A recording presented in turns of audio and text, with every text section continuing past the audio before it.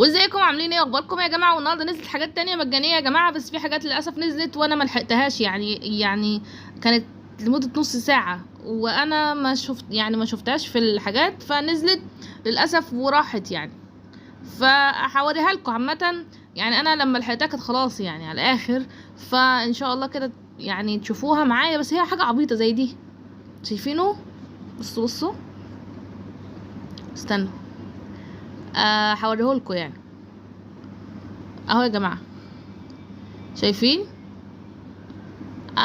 شكله غريب وبيعمل حاجات عبيطة كده.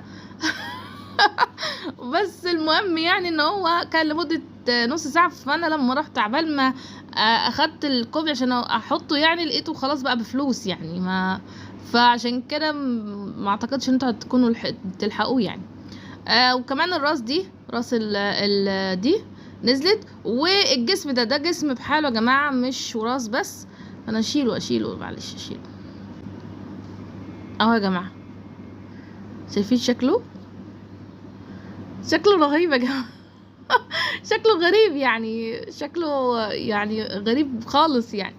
بس يا جماعة دي الحاجات اللي نزلت، واذا نزل حاجات جديدة تانية هتلاقوني برضو بنزل لكم.